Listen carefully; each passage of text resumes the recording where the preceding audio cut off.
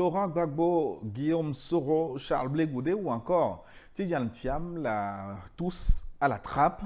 La présidentielle ivoirienne d'octobre 2025 va-t-elle finalement se jouer sans ces figures de proue de l'opposition ivoirienne, alors que sous leur nez, le président sortant, Alassane Ouattara, attend d'être investi pour un quatrième mandat par son parti, le RHDP. Et pendant ce temps, à Abidjan, la tension monte, faisant craindre un remake de la crise électorale de 2010-2011. Quels sont les leviers de pacification sur lesquels il faut agir d'ores et déjà pour éviter la grande crise? Quelles sont les conditions d'une élection apaisée en Côte d'Ivoire? À vous la parole, chers consultants. Nous avons au plateau cette semaine Éric Emmanuel Sosa. Bonjour, Maître Sosa. Bonjour, Gilles. Vous êtes avocat au barreau de Lomé, mais vous plaidez partout, partout au besoin est dans le monde. Haïti, Seychelles, Comores, Burkina, Niger et même la Côte d'Ivoire. Parfois, oui. Donc, quand on est avocat, est-ce qu'on peut plaider géographiquement partout où on est appelé? Tout dépend. Il y a parfois des restrictions, mais bon, en tout cas, dans ces pays-là, heureusement, ce sont des pays qui font partie de l'UEMOA et nous avons un droit de libre exercice dans ces pays-là, ceux que vous venez de citer. Et parfois, on a la possibilité de plaider devant certaines juridictions internationales, d'arbitrage notamment, qui ne font pas de restrictions quant aux nationalités. Merci, Maître, d'être avec nous pour parler de la crise post-électorale, préélectorale en Côte d'Ivoire. Avec vous, l'homme qui ne bouge pas, il est sur place, il est avec nous aujourd'hui, Sogoyou Kekewe. Bonjour, Excellence. Bonjour Gilles et bonjour à tous nos chers téléspectateurs et bon dimanche. Et surtout, bonne fête d'indépendance. Ah oui, bien sûr, c'est important. Le 27 avril, indépendance du Togo, voici 65 ans. Sogoyou Kekewe, journaliste, ancien ambassadeur du Togo, notamment en Allemagne. La tension monte à Abidjan, Côte d'Ivoire. Et nous sommes en direct pour en parler ce dimanche. Que vous nous suiviez, que nous recevez sur satellite, sur application, sur YouTube ou Facebook, protégez-nous, likez, commentez cette émission abondamment. Partagez New World Forum pour porter loin la voix de l'Afrique qui refuse les élections de crise. Alors, chers consultants, c'est le tribunal de première instance du plateau à Abidjan qui a tranché l'affaire.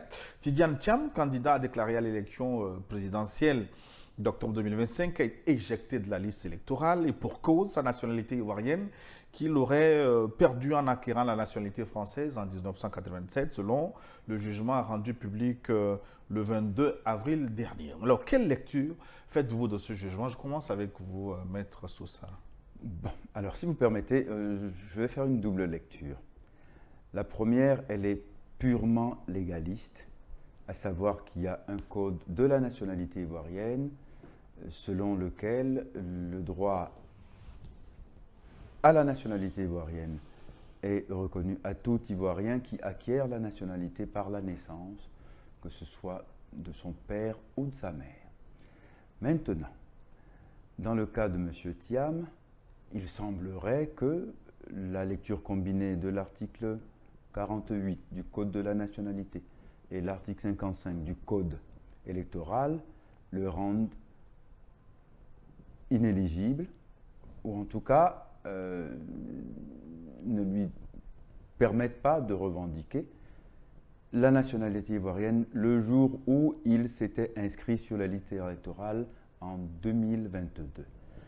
Bon, maintenant, quand on considère la chose dans le contexte ivoirien, il s'agit d'une bouffonnerie. Parce que qui, sérieusement, en Côte d'Ivoire, va penser à remettre en cause la nationalité ivoirienne de M. Thiam, dont le père a été ministre de Houphouët-Boigny, et quel ministre, dont la naissance en terre ivoirienne n'est discutée par personne, dont les états de service, aussi bien en tant que membre du gouvernement lui-même en Côte d'Ivoire, parce qu'il a été ministre sous Henri Konan Bédié, puis ensuite il est allé servir à l'étranger en tant que financier international connu, souvent parce qu'il était ivoirien, pas parce qu'il était français. On saluait son parcours parce qu'il était ivoirien, parce qu'un Ivoirien s'est hissé à la tête d'une institution financière en Angleterre et en Suisse, et c'était ça qui faisait la fierté de toute l'Afrique.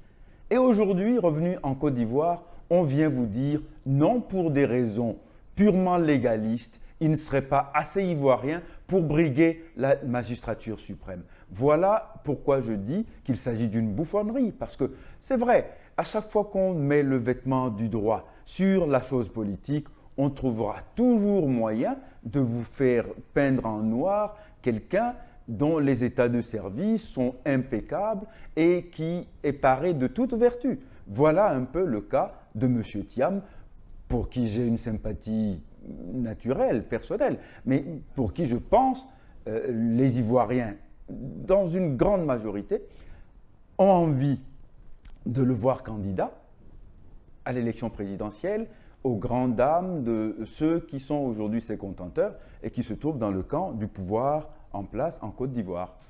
Excellence, Tidjane Thiam a certainement déjà voté plusieurs fois en Côte d'Ivoire. Il a été ministre, comme l'a souligné Maître Éric Emmanuel Sosa. Pourquoi c'est aujourd'hui qu'on trouve, parce qu'il a une autre nationalité, notamment française, qui n'est plus ivoirien? Vous savez, en Afrique, ce genre de questions ne se posent plus. C'est-à-dire que chacun utilise les moyens qu'il a pour neutraliser son adversaire. Donc, nous assistons à une ruse qui consiste à utiliser la légalité comme cache-sexe à un réel problème politique. Ce qui se passe aujourd'hui avec Tidjane Thiam en Côte d'Ivoire, c'était passé au début des années 2010. Et avec qui? Avec Ouattara, dans le rôle de celui qui n'était pas ivoirien. Et comment est-ce que le problème a été résolu? Le président Gbagbo, d'alors, a pris des initiatives politiques pour rétablir le candidat Ouattara dans ses droits et le faire élire. Pourquoi ce qui a été possible hier ne l'est plus aujourd'hui? Pourquoi le président Ouattara, qui a été lui-même victime de ces histoires de nationalité X, nationalité Y, double nationalité, triple nationalité, il a été victime de ça, il sait ce que c'est. Pourquoi aujourd'hui il réédite le schéma et veut plonger la Côte d'Ivoire dans le chaos? Moi, je crois que c'est là-bas que se trouve le problème. Le problème, il est politique, ce n'est pas une question de droit. Et puis, comme l'a dit Maître Sosa, Tidjane Thiam n'est pas un inconnu, il n'est pas tombé de quelque part. Moi, j'ai écouté le vieux Houphouët-Boigny dans une vidéo dire que la maman de Tidjane Thiam et Tidjane Thiam lui-même sont ses héritiers directs.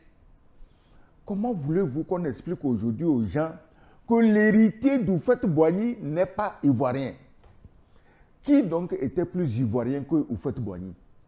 Moi, j'ai entendu, j'ai vu la vidéo, il a dit, mes deux sœurs n'ont pas d'enfants, mes cousines telle et telle n'ont pas d'enfants, mais l'autre, par un sang étranger, notamment celui de Thiam, qui est d'origine sénégalaise. Donc le papa est sénégalais, la maman ivoirienne. Ivoirienne. Donc, aujourd'hui, cette cousine-là et son fils Thiam sont mes héritiers directs. Ça, c'est de la bouche d'Houphouët-Boigny. Si c'est une sanctification. Quand Houphouët-Boigny dit que tu es son héritier direct en Côte d'Ivoire, moi, je ne sais pas comment quelqu'un peut sortir de quelque part pour dire non, quel papier on avait signé, quel papier à Paris, donc tu n'es plus ivoirien, ou bien on avait signé quel papier en Côte d'Ivoire, donc tu n'es plus français. Il faut qu'on laisse tomber cela. Mais en réalité, aujourd'hui en Côte d'Ivoire, le problème qui se pose en Côte d'Ivoire, ce n'est pas une question de qui est ivoirien, qui n'est pas ivoirien. Vous voyez vous-même que carrément, on veut baliser la route. Gbagbo est bien ivoirien, mais sa candidature est rejetée. Blé Goudé, sa nationalité ne pose aucun problème. Guillaume Soro, rien. Madame Gbagbo, aucun problème. Mais tous, ils ont été éjectés. Pourquoi? Moi, je crois que si nous sommes honnêtes et sincères avec nous-mêmes, on ne peut pas lire les problèmes de la Côte d'Ivoire aujourd'hui en regardant à l'intérieur. C'est lié à la géopolitique régionale où des puissances obscures ont besoin d'une Côte d'Ivoire docile et soumise pour déstabiliser les pays du Sahel. Laurent Gbagbo, Blé Goudé, Guillaume Soro, Tidjane Thiam, Madame Gbagbo, il y a qui encore? Et le président sortant. Selon vous, qui d'entre eux est prêt à faire couler le sang en Côte d'Ivoire en cherchant à déstabiliser le Burkina? Si vous trouvez celui qui est capable de déstabiliser son propre pays à force de vouloir déstabiliser les autres, vous saurez pour qui on est en train de baliser la route en Côte d'Ivoire. Parce que aujourd'hui, les pays qui font semer ce désordre dans nos pays, ils n'ont plus honte. Regardez en Europe ce qui se passe. Un candidat qui a même gagné le premier tour pour le deuxième tour, on dit non, c'est annulé. La dernière fois, il a fallu qu'une autre décision de justice vienne annuler l'annulation. Donc chez eux, si chez eux même ils n'ont pas froid aux yeux, imaginez chez les nègres où tout le monde dit oui, il y a chef là. Imaginez ce qu'ils sont capables de faire et c'est ça qu'ils sont en train de faire en Côte d'Ivoire. Mais je voudrais poser encore quelques questions de droit à Maître Sosa. Sur le fond de dossier, il est dit qu'on perd sa nationalité ivoirienne si on acquiert une autre nationalité. Mais pour le cas de Tidjane Thiam, il paraît qu'il a hérité directement sa nationalité française parce que son père est français. Dans ce cas, est-ce qu'on peut parler d'acquisition de nationalité? Écoutez, c'est bien ce que je disais tout à l'heure. Le problème de M. Thiam n'a rien à voir avec sa nationalité. Ouais. Il l'a dit tout à l'heure, on est encore en train de nous rejouer le film de l'ivoirité, ce film sinistre où on a prétendu que quelqu'un s'est prévalu d'une autre nationalité, raison pour laquelle il peut. C'est-à-dire qu'il y a toujours un article du Code qu'on pourra interpréter contre vous lorsque le moment arrive où vous êtes en position d'être gênant politiquement. On finira toujours par trouver contre vous une virgule ou une petite conjonction de coordination, le « et » et le « ou ». On finira toujours par en appliquer un à votre cas. C'est bien ce qui se passe aujourd'hui. Je ne suis pas intéressé par des explications théoriques, d'un juridisme raffiné sur le fait que Tidjane Thiam n'a pas de problème de nationalité. Tout le monde entier, ceux qui ont envie de regarder avec les yeux de la lucidité, attestent que Tidjane Thiam n'a pas de problème de nationalité. Mais si vous voulez, quelque part, on peut déplorer le fait et en même temps critiquer l'attitude de la victime. Là où je suis un peu critique avec Tidjane Thiam, c'est que connaissant très bien le terrain sur lequel il vient, il aurait pu aviser plus tôt en nettoyant correctement sa candidature, c'est-à-dire préventivement de toutes ces scories. J'appelle ça scories parce que finalement c'est de si petites choses. Il savait qu'il était capable de renoncer à la nationalité française qui ne lui servait à rien. Il n'en avait pas besoin pour vivre. Je connais des gens. On aurait trouvé autre chose. Non, c'est bien ce que je dis. C'est bien ce que je dis. C'est-à-dire, on va dire, bon, il a bien voulu renoncer à la nationalité française, mais il s'en est prévalu. Le fait de s'être prévalu, à un moment donné de sa vie, est aussi une cause d'éjection. Non, le micro tient. D'accord, merci. Une cause d'éjection de la candidature. Donc, à la magistrature suprême. C'est tout ça ensemble pour lesquels je dis, si ce n'est pas cet article-là, un autre article serait commode pour servir de faire valoir à l'élimination d'un candidat devenu gênant et finalement très sérieux pour le pouvoir en place. Encore sur le droit, j'ouvre une parenthèse sur le cas Laurent Gbagbo, qui ne figure pas non plus sur la liste électorale parce qu'il aurait été condamné pour 20 ans et aurait perdu son éligibilité. Oui, son éligibilité. Alors, pourquoi perd-il son droit d'être candidat alors qu'il n'est pas en prison? Pourquoi n'a-t-on pas appliqué la peine dans sa totalité? Mon cher Gilles Bocco, c'est bien ce dont je parlais tout à l'heure. C'est-à-dire que quand ce n'est pas la nationalité, c'est autre chose. Et dans le cas de Gbagbo, attendez, tout à l'heure j'ai parlé de bouffonnerie, ici c'est une pantalonnade. Écoutez, regardez quand même.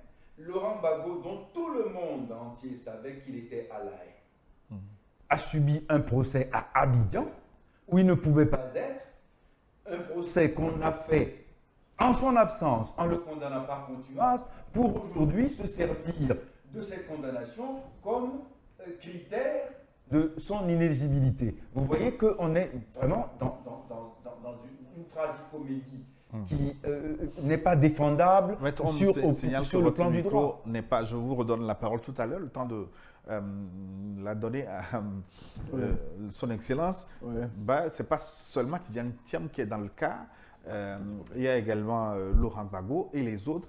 Je t'ai dit clairement qu'on est en train de balayer la route pour quelqu'un.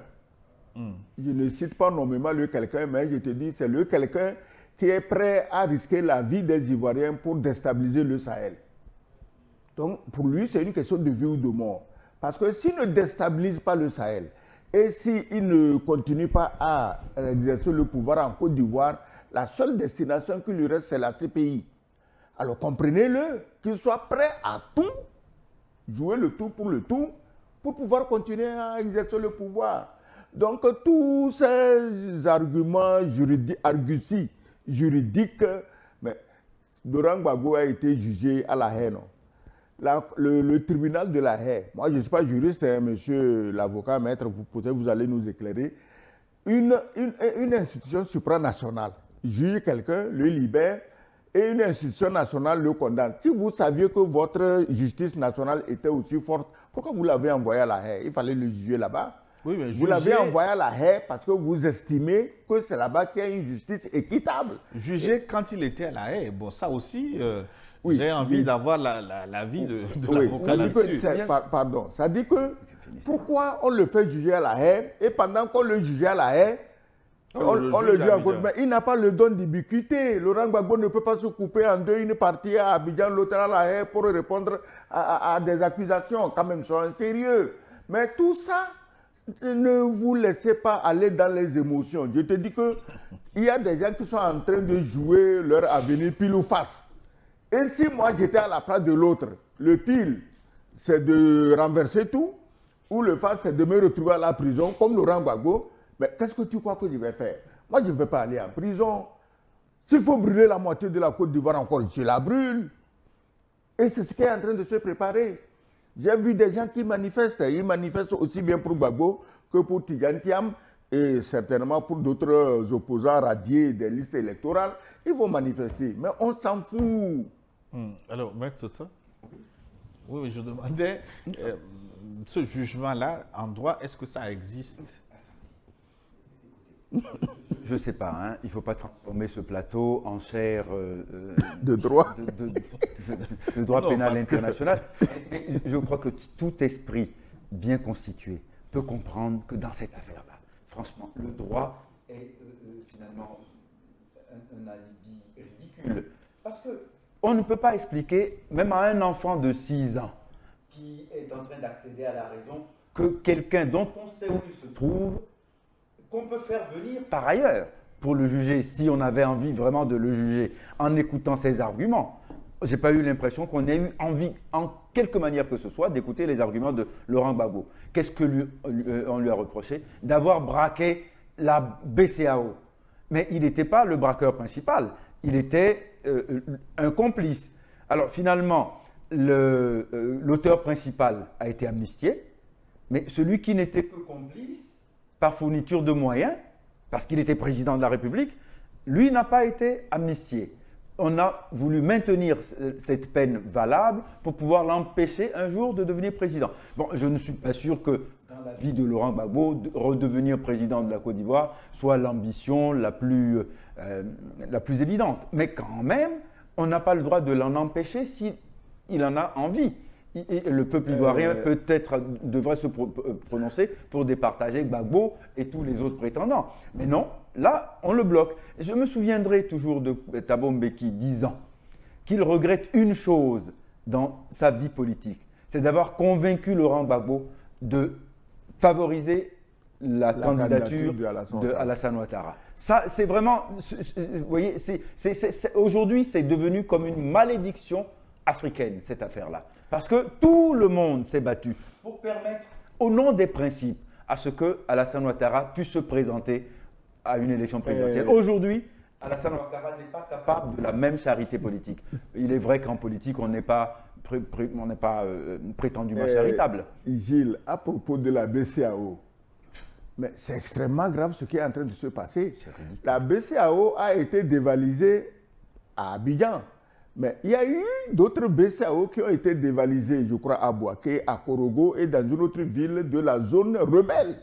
Et aujourd'hui, il y a des témoins qui disent dans quelle villa à Ouagadougou, ils ont compté l'argent quand on l'a ramené de la Côte d'Ivoire. Et ce n'est pas Gbagbo qui était dans cette villa à Ouagadougou. On sait exactement qui était là-bas, qui trônait là-bas. Alors, pourquoi les BCEAO des autres villes pillées, on ne condamne personne, on ne juge personne, on prend le cas d'Abidjan et c'est utilisé comme prétexte pour invalider la candidature de quelqu'un. Ça, ce n'est pas mon problème. Ils sont entre eux ivoiriens, ils savent quel jeu ils jouent.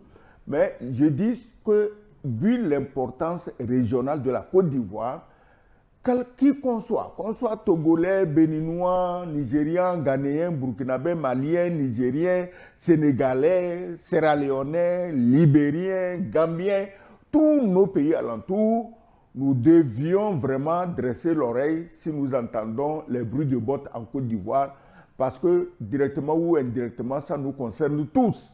Alors, maintenant, pourquoi? On a donné des cas, hein. Il y a un moyen de régler le problème politique. Le président de la République a tous les pouvoirs politiques pour le régler. Mais rien. Ceci dit, vous, les autres candidats ivoiriens, vous savez qui est derrière le candidat sortant qui veut à tout prix le scotcher au pouvoir pour le reste de l'éternité.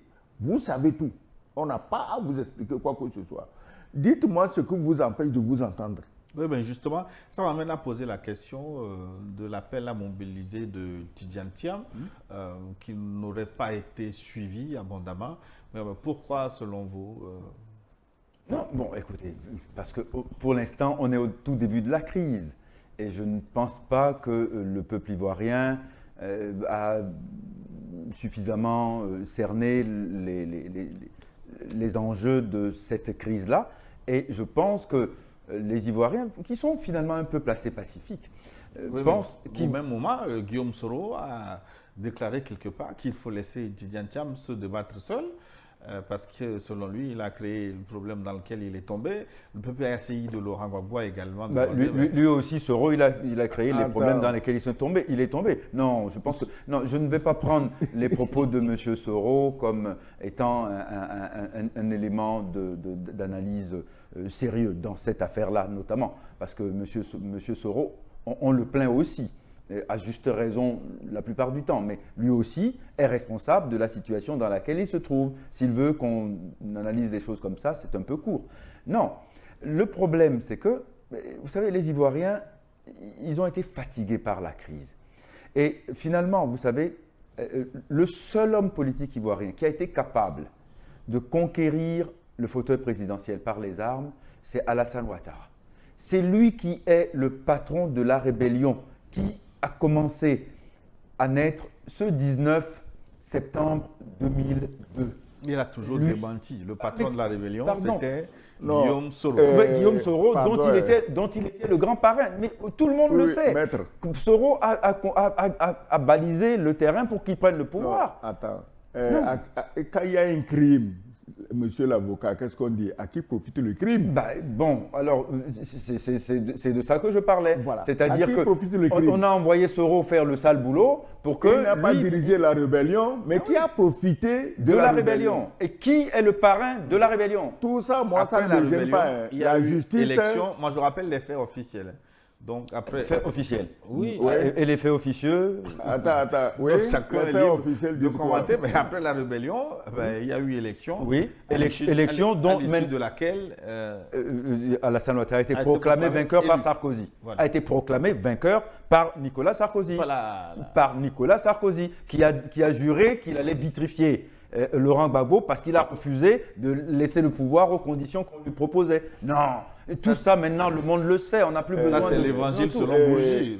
Non, confirmé in extenso par Laurent Gbagbo lui-même. Oui, il a vécu les choses en direct, il l'a confirmé. Et Laurent Gbagbo à La Haye, c'était un moyen de libérer le terrain politique pour Alassane Ouattara. Et tout le monde a vu dans quelles conditions de juridisme pur La Haye a ces pays tout à fait contre qui j'ai beaucoup de critiques, a acquitté Laurent Gbagbo et Charles Blé Godet. On ne peut pas dire qu'ils n'ont pas bénéficié de procès équitables, on ne peut pas dire que la partie civile qui était l'État ivoirien n'a pas fait assaut de moyens pour l'enfoncer. Et pourtant, il a été blanchi devant cette juridiction qui était au moins à ce coup-là indépendant. Alors, Excellence, ouais. dans ce contexte-là, est-ce que Tidjane Thiam doit faire comme Sonko en son temps au Sénégal, en choisissant un plan B pour se représenter, de même que Laurent Gbagbo, au lieu de s'arc-bouter sur... Ce n'est pas Tidjane Thiam seul qui doit faire ce que Sonko a fait au Sénégal. C'est tous les candidats recalés qui doivent se trouver un candidat, aller battre Ouattara et après ils font leur palabre entre eux. Oui, d'accord. Parce que, de toute façon, ils sont divisés aujourd'hui. Mais moi, j'ai l'impression même que certains d'entre eux sont payés pour faire les affaires de Ouattara. Et le premier qu'on aurait payé dans cette affaire, c'est Guillaume Soro. Quand toi, tu sors aujourd'hui pour flinguer Tidjane Thiam, mais ça ne rien. Ça dit que Soro tient des propos selon lesquels je préfère Ouattara au pouvoir que Tidjane Thiam. Alors, donc tu travailles pour Ouattara.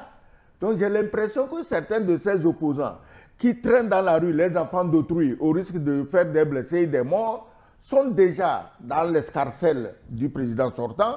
Ils jouent le jeu, ils sèment la pagaille, le sang va couler et bon, l'autre continue tranquillement. Sinon, la seule solution qui leur reste, c'est qu'ils se mettent ensemble, désignent, soutiennent un candidat. Parce que, vous savez, président à tout prix là, ça ne sauve pas l'Afrique. Si ce n'est pas toi, laisse l'autre faire. Sonko a laissé Diomaye Faye. Ils sont en train de gérer le Sénégal. Ça ne gêne personne.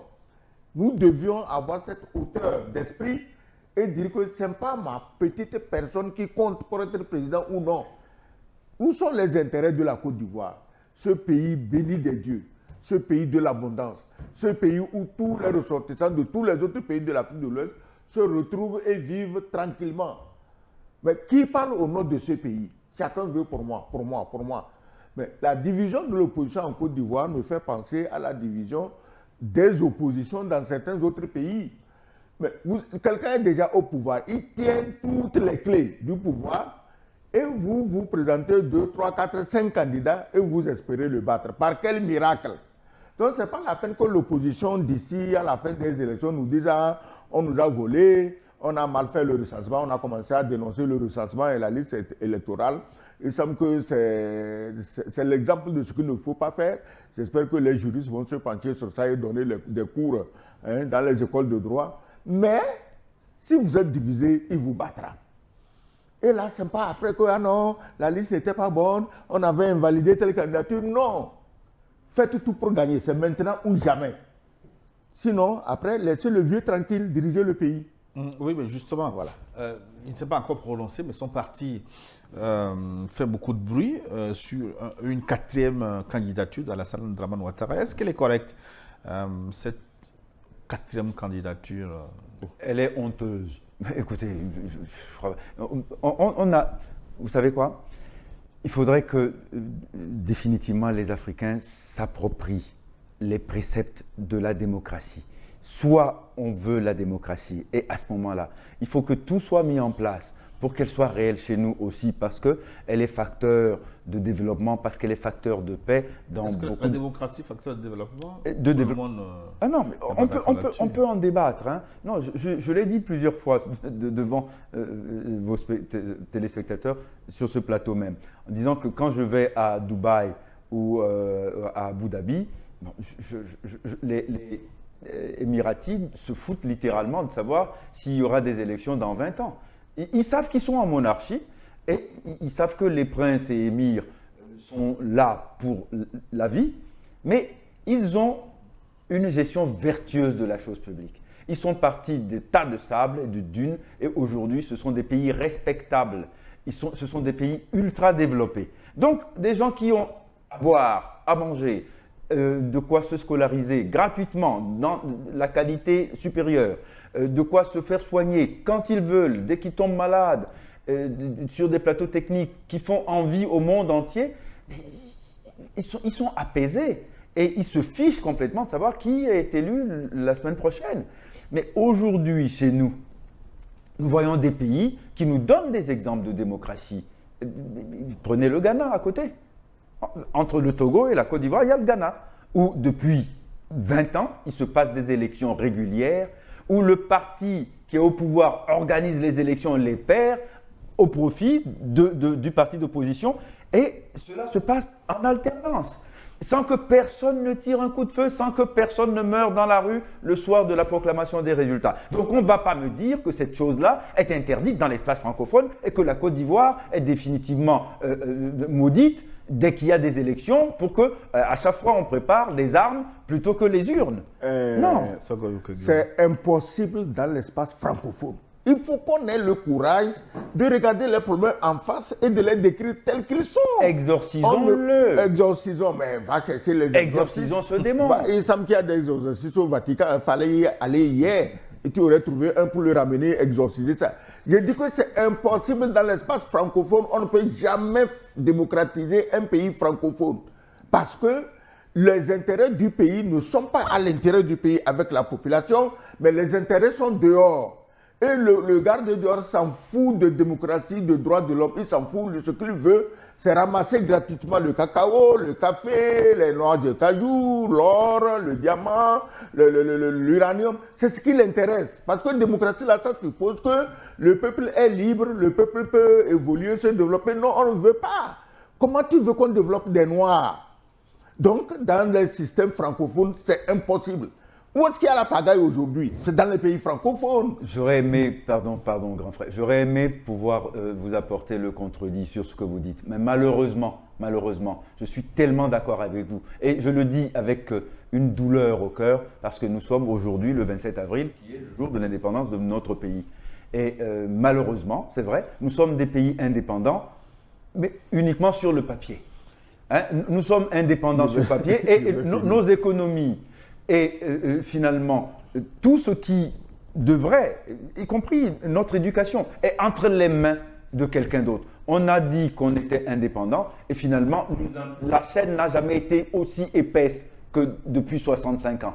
Alors, et c'est épaissi au fil du temps. Oui. Donc je disais quand est-ce qu'on la rompt? La démocratie, c'est un mot qu'on ne peut pas cultiver dans l'espace francophone.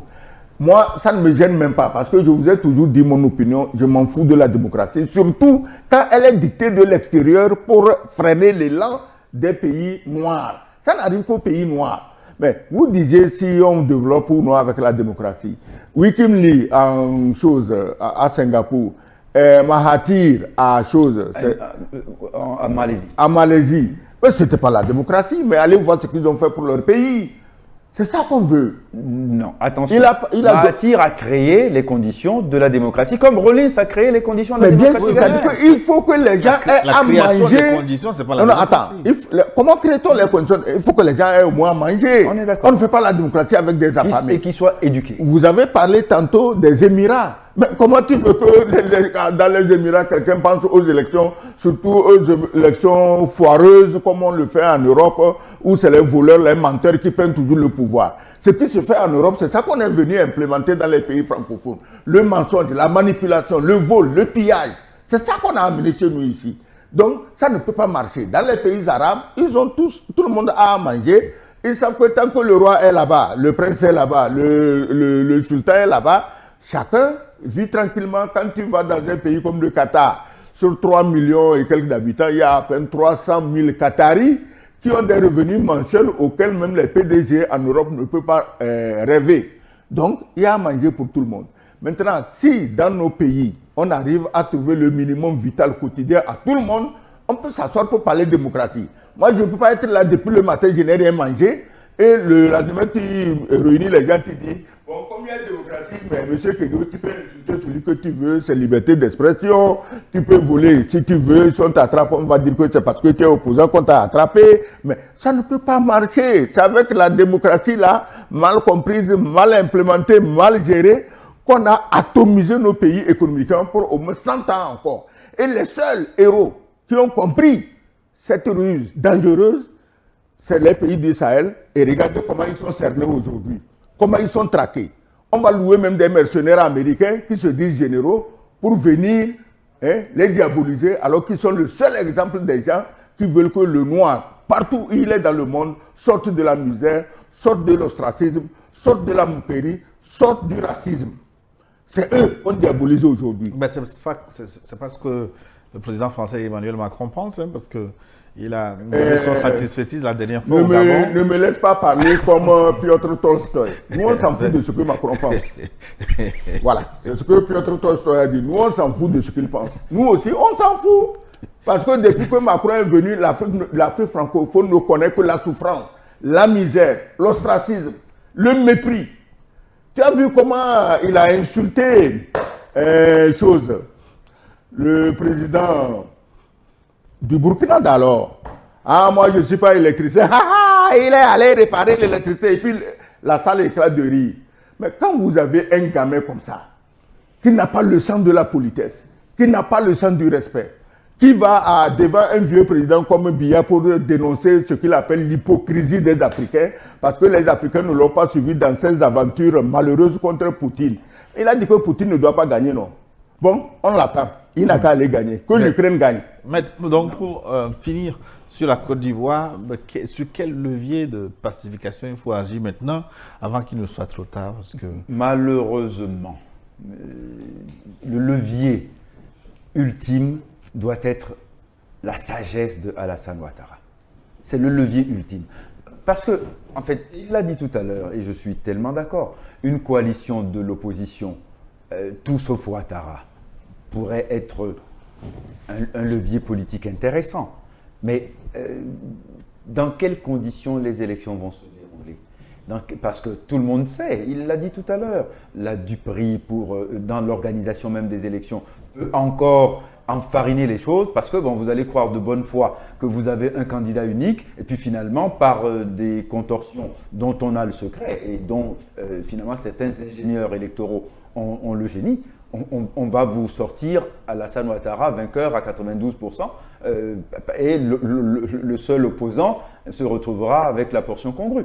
On connaît ça, mais il faudrait qu'Alassane Ouattara, sincèrement, fasse une petite introspection, regarde dans le rétroviseur par quoi il est passé. S'il aime la Côte d'Ivoire comme il prétend que c'est le cas, qu'il accepte lui-même d'abord de se mettre hors jeu et que le jeu soit ouvert à tous les autres candidats.